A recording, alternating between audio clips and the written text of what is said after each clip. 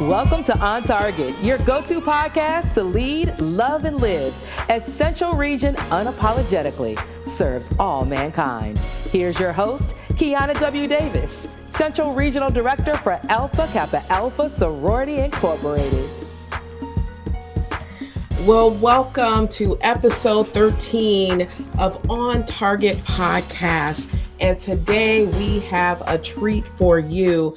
In this episode, our theme is the new civil rights era, equity, inclusion, and the fight for justice. We are at a pivotal moment in history where issues like diversity, equity, and inclusion, critical race theory, LGBTQ plus rights are at the center of the national conversation. From executive orders that I'm sure many of you are exhausted with, to grassroots activism, the fight for justice continues. But I am so excited. We have a lovely woman who's going to come to unpack these issues with us. I am honored to know her personally, as she is one of our very own sorority sisters of Alpha Kappa Alpha Sorority Incorporated.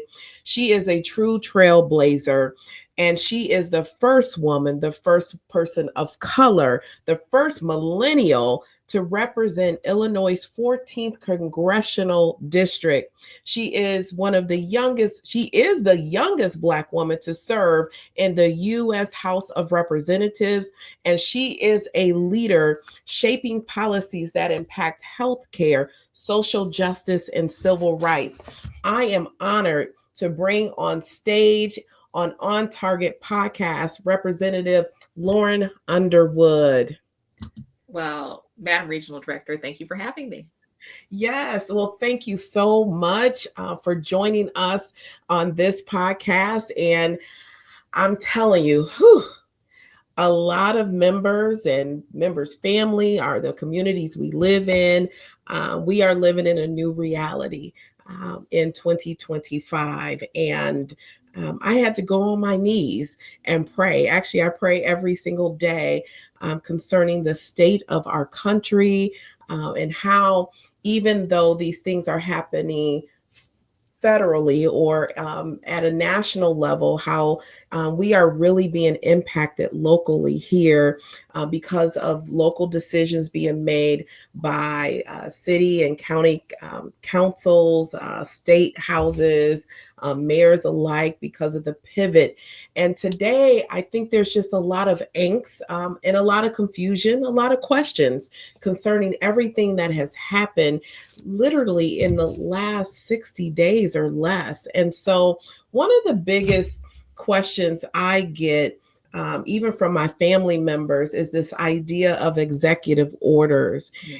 And I want you to help us understand or unpack this idea of the difference between an executive order all the way to a constitutional amendment, and right in between, laws that have to go through congressional approval. Help us with that, Representative Underwood. Sure. Well, thank you for having me. This is a very tough time, and I'm glad that we have spaces like this to talk, to find community, to develop our action plans, so then we can go forward and execute, right? Because this is what it's about. We have agency, we have power, and our voices matter. And so I just want to say that up top, right? At this moment, we are now a month into the Trump administration, round 2. And, the chaos is the point. Fear is the point, right? The corruption is blatant, and he hasn't done anything to lower costs for people. So we have to just remember, right? They have articulated this, what they call flood the zone approach. Well, when we take a step back and we think about flooding, right, and what it means to be on the receiving end of a flood, like that is a torture technique, right? This idea, like waterboarding, is a torture technique, and it's effective, right? Because we get overwhelmed and people freeze up, right? And we're just trying to gasp for air and, gasp for, a sense of normalcy, and it's not coming because this was their plan. Everything that they are doing right now, they already told us. Yep. It was in a document. It was called Project 2025. And a lot of people didn't believe it, but they didn't try to hide. And so what I think folks weren't expecting was them to try to do everything all at once, creating this chaos, the mass firings, you know what I mean? And people really living in this fear. So I just want to acknowledge the feelings that folks may have and just say a few things. An executive order is not uncommon. Many presidents begin the first day or two or first week of their presidency rolling these things out.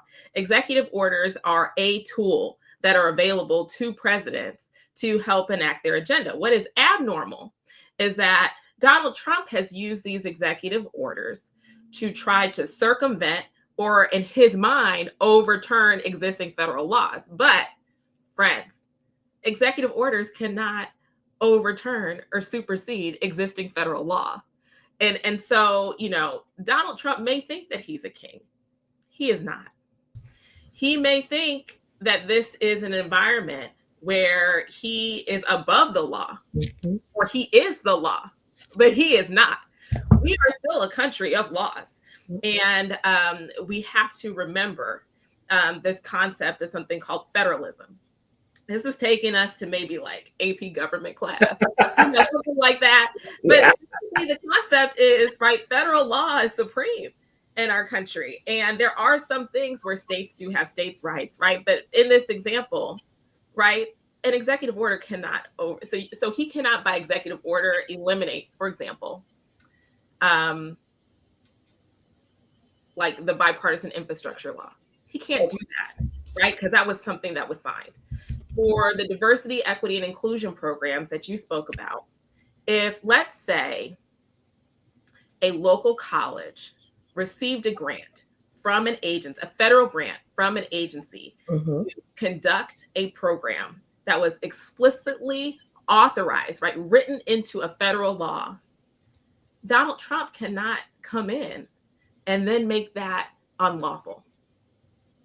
But Representative Underwood, now understanding that piece, though, there's a lot of chaos going on. And so the chaos isn't, for some of us who understand an executive order and what has to go through Congress and what's law, I think the concern here is there's so much chaos that it slows down the progress, where although there's funding available, could it be with the administrative part of it, the people who actually cut the checks, the people who have to come in and do open up the building, the administrative building, those type of things that we don't think that about from a federal government perspective, that Congress, yes, makes laws, but someone has to actually write the check, send it out, put it in the USPS. You know, I think for me, that's the fear over the next 2 years, is that we will come to a complete operational halt in the US. Oh, yeah. That's their goal. Listen, they say that they want to reduce the size of government to make it better. And the same breath, they're labeling every function of government waste, fraud, or abuse. Okay. So they're describing services and programs that the American people rely on. Food assistance programs like SNAP, healthcare programs like Medicaid. You know, our grandparents, your granny gets a check every month from Social Security that she earned. They call that fraud, waste, and abuse, and they want to eliminate it. Right? There's a whole cadre of Black middle-class Americans who became middle class because they work for the post office or they had what we call a good government job. Yeah, absolutely. Okay? And this week and the last several weeks, that American dream has been destroyed. Yeah. And so many of those dedicated public servants who are experts in what they do and keeping us safe, cybersecurity officials, air traffic controllers, people who are responsible for guarding our nuclear secrets, people who conduct the research that's going to lead to a cure. Those people were just fired under the guise of fraud, waste, and abuse. And so I guess what I'm saying is they're doing all of this People are scared and people are confused. And the chaos is the goal. Why? What do they want to do? They want to do tax cuts for their billionaire donors. They are firing and destroying these essential services so they can make room to give their billionaire donors, all those folks that were in the front row at the inauguration, Zuck and Musk and all of these CEO billionaires, they want them to have a tax cut and you lose your health care. So, but now I am not an expert Yes, ma'am. whatsoever in adding up the national budget. Okay. However, I am sure that even if you added up the boogeyman savings from all of this, it will never total the amount of some of the tax cuts that this administration wants to offer. You're right. So, it's almost like if I'm looking at my budget, I'm going to pat myself on the back for eliminating one app that costs $4.99 a month, but I haven't dealt with the big devil, right? Yeah. That's costing me thousands of dollars a month. And it doesn't matter if I eliminate those small things. If I have a goal of X in my budget and I don't deal with really some hard pressing issues to increase my revenue or decrease some of the biggest spending we have, I mean, this seems like fodder. It just seems like it's pointless and it hurts everyday Americans. Okay, so let's take a step back.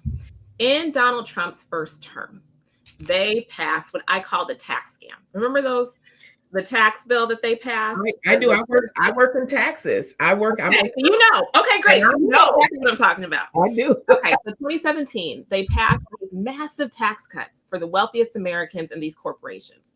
The corporate tax cuts were permanent. The individual tax cuts expire this year in 2025. Yes. So when Donald Trump learned that he had the trifecta, he had the White House, the House, and the Senate, they said, okay, let's go. So they came to Congress in December and they asked to raise the debt limit. Now, friends, you may be like, what's the debt limit? Now you're doing these vocabulary words and I don't know what you're talking about. Think of the debt limit like your credit card. Your credit card has a limit, right? Yes. And so, for example, if you want to buy a house, you can't put your house on your credit card, right? You can't put the whole cost of your house on your credit card because that exceeds the limit, right? Your limit may be $10,000, $25,000, $50,000, but your house is $400,000 and it can't go, right? So the debt limit is like our credit card limit. And so they want to raise it. And if they are able to raise it, then they're able to do these tax cuts. Well, in December, House Democrats, we said absolutely not. So what happened was in January, the United States hit the debt limit. So there's no more room on our credit card. So right now we're in this period that they call extraordinary measures, where they're able to look underneath the cushions and they have found every little bit of change. And we're able to continue to start charging things on the credit card until about May or June. We don't know the exact date because tax day is coming up on April 15th. And so depending on how many Americans pay I told you we were going to get deep, but depending on how many Americans pay their taxes, we will then be able to extend out running out of money, so to speak. Donald Trump now wants to do $4.5 trillion, trillion with a T. So we know what a million is. We know what a billion is, right? Now we're into trillions with a T, right? So that's 4.5 trillion with a T dollars in tax cuts. And we don't have room on the credit card. So he can't pass those tax cuts because there's no ability to pay for it. So what they're trying to do is find some money. Wow. Now, despite having unified control of the government, the House, the Senate, the White House, and these extremist judges on the Supreme Court, they have complete power. They don't have the votes to raise the debt limit on their own. If they did, they would have done it already. They would have done it, yes. But they can't. And they know that House Democrats, people like me, are not here for giving them a blank check to get the billionaires a tax cut. We are not doing that. So, I mean, we are so happy we have people like you. Now they are doing things like, telling federal workers, listen, if you just resign, then we'll pay you till September, which is a scam because there's no money to pay them till September. And 75,000 federal workers fell for it. We've seen over the last couple of weeks mass firing, right? But every person that they eliminate, every office that they eliminate, they're trying to get rid of the Department of Education, right? All in service of giving the tax cut to the billionaires. So what this really means, and I know we're on a tangent, but what this really means is for that kid with a learning disability, for that kid who is disabled, they will no longer have access to their aid. That's what this means, the teacher aide, the person who helps them in class be able to learn with their peers, gain all the social skills, stay on track, right? That program goes away. What this means is the dollars for low-income communities to be able to still have robust public schools, right? That goes away. It means that we are going to lose teachers, we are going to lose schools, and our kids, beautiful, bright, Black babies are not going to be able to go to school. That's what this means if they win in service of these tax cuts. And so I just really want to emphasize to people, it feels chaotic, but it's in service of a goal. And that goal is to help these billionaire donors. And I think regardless of what party you sided with, both parties during the election said what they stood for. This is probably the election where at least there was a level of honesty out there. Yes. And as a country, we chose this, right? We literally chose to go down this rabbit hole of chaos. Even those people who were in support of whatever message was out there of the current president, do you believe that they thought we would be here? I don't think people chose this. I think that people voted for Donald Trump because their groceries were high, their rent is high, costs are high. And they thought that Donald Trump might give them another check. Got it. Okay. But none of that has happened. It's not going to happen. My mother just went to the grocery store and bought like 2 packs of 18-count eggs because she's fearful that eggs are going to continue to go up. And we don't even eat eggs like that. And so just the microeconomics of it all, like the average American is actually worse off today than 60 days ago. Just the rising costs. Yeah. And I guess I can't believe that Americans would be okay with this unless there's a level, underlying reason that you would suffer to prove a point. I believe that the majority, and by the way, these tariffs are going to make things even more expensive. Okay. So there's more coming, right, when the tariffs go into effect. But I think that majority of people don't know. You have to remember that we are in a different information age. We're in a podcast right now, right? Yeah. The majority of Americans are now getting their news and information from social media, from influencers. The majority of people are not interacting with the journalists anymore. They're just not. They're not watching the news, any kind of news, local news, cable news. They're not reading a newspaper. They're not subscribing to these newsletters from journalistic publications, right? And so they're getting little snippets that have been distilled down from a content creator. And if someone does not have a 30-second, snarky little soundbite to put against, Kendrick talking about, the Trump tax plan and how the money's going to the billionaires, our folks just won't know. I mean, we won't know, right? Like the idea of turning it, turning into the local, 10 o'clock news, the 9 o'clock news at night is actually, I don't think exists anymore, at least with a certain generation. So you're right. So that's why we have things like this podcast to have, let's go to the source of the information so that we can become educated, because a lot of people just don't know. That's right. And so to your original point, you were asking, did people vote for this? I don't think they did. And I don't think they know. I think that people have a general sense that there's something off. I think people have a general sense that, there's some kind of controversy about something that they don't quite understand. Mm-hmm. And they also are willing to give Trump a chance. And so, as I like to say, some folks need to touch the stove. Come on, sister. Yes. And so this is that phase. And is it chaotic? Yes. Is it painful? Yes. But everyone's not feeling the pain yet.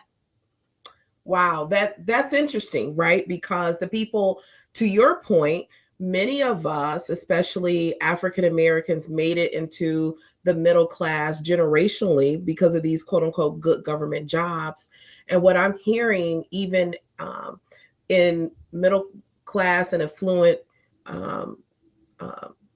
neighborhoods and communities, is that we're getting impacted greatly, right? Yes. Digging into retirement savings, making sure we sure up what that's going to look like in the next 10 to 20 years. And I think people are scared, including we have members of Alpha Kappa Alpha who have built their middle class standing on these good government jobs. Even in entrepreneurship, right? Government contracting. And now I was talking to a sorority sister who her company internally is trying to navigate this idea, but they just took off their website, diversity, equity, and inclusion. Although internally they're saying, okay, we can still do this stuff. Externally, it is a message to placate this current administration, because many U.S. businesses have gotten wealthy, rich off of government contracting, and they're nervous. Even U.S. corporations are nervous about what this administration could potentially do with one of their funding sources in selling products to the government. And I think that leaves people in unfamiliar territory when we want to earn a paycheck, but we want to be proud, and we want organizations and corporations to really recognize the need for diversity, equity, and inclusion. So I want to ask you, what are you hearing, and what is the pulse on this idea of diversity, equity, and inclusion on Capitol Hill? Okay, so I guess there's a few things. Number one, I'm a member of the Congressional Black Caucus. Congressional Black Caucus is the conscience of the Congress. We stand up, we fight back, we protect our communities, we defend our freedoms. Last fall, the Congressional Black Caucus published a report on diversity, equity, and inclusion. And I want to encourage everyone to check it out, because companies were in an anonymized way discussing the commitments. A lot of companies made a lot of commitments after George Floyd was killed. Very few of them executed on those commitments in full on the timelines that they had pledged. But as you mentioned, many companies did have these different initiatives. I think on Capitol Hill, the acronym DEI has been successfully weaponized. It is now seen as a partisan sword in the way that critical race theory, woke, right? There's like a long litany of these different words, which have effectively become euphemisms for Black people. When in fact, we know that diversity, equity, and inclusion is a term that reflects our core foundational American values. Out of e pluribus unum, out of many one, diversity, right? And, inclusion is everything from, having ADA accessible, disability ADA accessible entrances, doors, ramps, elevators, right? That has nothing to do with race. No. But, the white supremacy undergirds so much of the actions here. I think if we take a step back, I think a lot of companies are scared of retribution. Okay. I also think that there is this tax debate and they want a tax cut. They want their tax cut. And if they are the ones waving the banner for DEI, they don't think they're going to get their tax cut. Okay. But that also means that they may be betraying their brand identity. Yes. They are casting aside a core consumer. When we think of the consumer power of the Black community in particular, like, you're not going to have a beauty business without us. No. You're not going to have a health and wellness business without us. You're not going to have a consumer products, food and beverage, hospitality. You're not going to have a robust Fortune 500, whatever business without us. And so, I do believe that many of these companies are going to have like a really sad reporting quarter. We're hearing about some of them now. I mean, Target. Thoughts and prayers, because foot. And am I sad about it? Yes. Yeah. Very. But also, this is what happens. But I do want to say, this idea of using our dollar as an expression of our values is fine. But if that is the only way we're engaging in this moment, we are not living in our power. We are not embodying our power. And this is not a moment for, only capitalist-driven advocacy. Yeah. Or even performative, right? Performative, right? Just, we're going to do this to show our solidarity to the issue at hand, that our community needs something deeper. Yeah. More grassroots and everybody involved, regardless of your social economic status at this point. And to your point, I think I'm not, I said, I'm going to, go with the cause and do my boycott of people who are not supporting my values. However, I didn't want it to be performative at all. And so, thinking about the members of Alpha Kappa Alpha, our families, our community that we exist in, I think we want to hear, what else can we do? Okay. What is it? The sorority in and of itself, we have over 360,000 members, and we touch spouses, kids, grandkids, great grandkids that are in our ecosystem of our sorority. And one of the most powerful organizations in the United States that many people don't know, but what can we do so it doesn't come off as performative? Yes. And so I want to say that I am speaking in my personal capacity. So I'm not speaking as Congresswoman Lauren. I'm not speaking as a member of the International Connection Committee. I'm just telling you my personal thoughts. Are we in agreement here when we hear this? Yes, we are. Okay. So what we can do in this moment is, there is a simple 3-word phrase that is guiding everything that I do right now. And that simple 3-word phrase is just need 3. We just need 3 House Republicans to stand with us. And then we can save the Department of Education. We just need 3 House Republicans to stand with us. And then we can protect Social Security. We can protect Medicaid. We can make sure that, our seniors have access to the medication that they need through Medicare, right? We can make sure that we have clean, safe drinking water. Yeah. Right? We just need 3. And so the beautiful thing about the sisterhood is that we're in every community, in every state. But when you look at where we are most populous, those happen to be those same communities that have an overwhelming number of Republican representatives who need to be hearing from us. That's good. That's good. And so when you look at, you just look at, the largest regions and, those areas that, just have a lot of pink and green energy, they oftentimes have elected representatives that could make a choice to stand with us. Absolutely. And so we learned the power of our voices I'd say, over the last several years, right? Have been advocating for social justice. We have been soaring to the polls. We have been leading and having these conversations around policy issues. And that's what I'm talking about, our policy issues. This is not campaigning for election. We are fighting for our lives. Yes. Right? We are fighting for our future and our democracy. And those, we have the opportunity. Like right now, I'm at home. I'm in Illinois. I'm in Illinois all week. Members of Congress are home all week.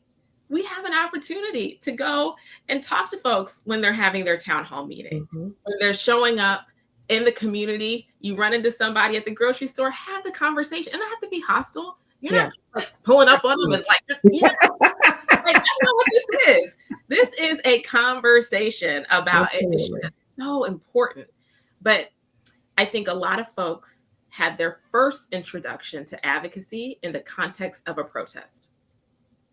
Maybe it was maybe it was this kind of a protest, like I'm not going to spend my dollar at these, like those are all protest-based advocacy forms. And they're not bad, but that is not the only tool available to us. And so love sometimes this. We have to be willing to have the conversation, request the meeting, or invite someone to come speak. Yes. But there's an opportunity to engage on these issues, and we don't need to move dozens of people. We just need 3. But you being in the environment where this is all taking place, the disconnect is we don't know it's as simple as that. And so it's important for us to know, especially in the pink and green world that some of us live in, the idea is that we do live in very populous areas that tend to have a lot of Republican representatives. And they do need to hear from us, not just the Democrats, but the Republicans too, because they are our representatives and should hear our concerns. And so guess what? I'm going to pass on to my colleagues who are in these areas too, that, you know what? We just need 3. And some of us can't do the congressional math out there. And so we have people like you that do it for us because we don't know how to make that impact. And so some of us do on a regular basis call our Congress person, our senator, our mayor, our governor, but to put a level of pressure on them saying that we want you to remember that you represent me and my family and my community. And so when you go in there, I want you to recognize that a Donald Trump couldn't have put you there. The people of this city, of this state, like me, right? You're there because someone decided in this community to put you there, and making sure you take the concerns of all of your constituents to the table. If I can just add, we're an organization of college women. Okay. We are and represent the most highly educated group of Americans. Okay. I want you to say that again for the people in the back, front, and around us. We represent the most highly educated group of Americans. That's us. That's us. And we didn't get here through some program exclusively. We were not just given our degrees. We earned that. We have earned every degree.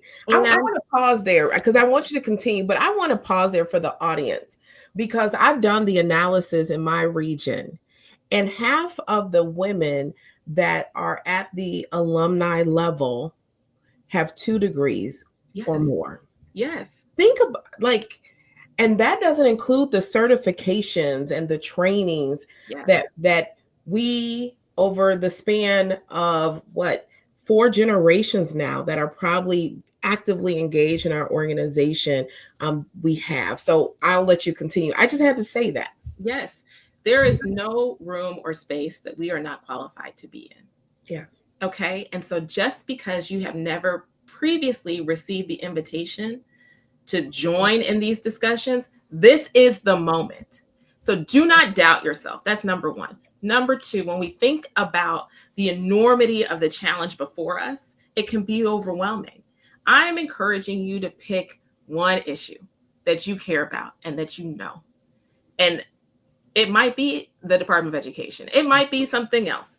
But pick that one and then use this just need three mentality where you can reach out to three people, three offices, and advocate and do that in a sustained way. It might not be the same issue or the same people as your sister, your neighbor, your friend. That's okay.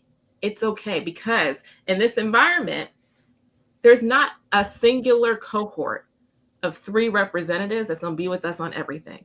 Yeah.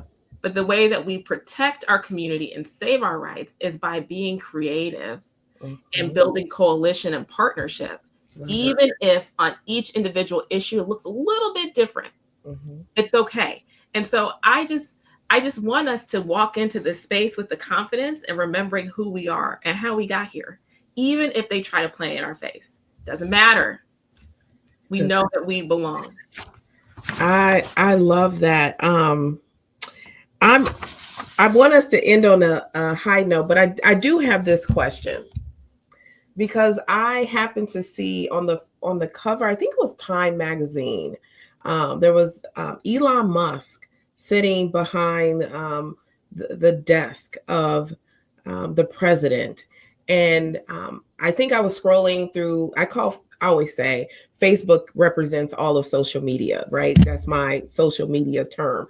I was on Facebook and I saw it and I thought, where did this guy come from? And as a person who owns a old Tesla, right? What happened? Like, did I miss something in understanding who should run the country and make laws and all of the, like, where did he come from? And what is his authority? I think many of us are asking, what can he do? What can he do? Why is he there? Is this a payback for supporting the current president in the campaign? What is his role there? You as a Congresswoman, help me understand how you would interact with the Elon Musk.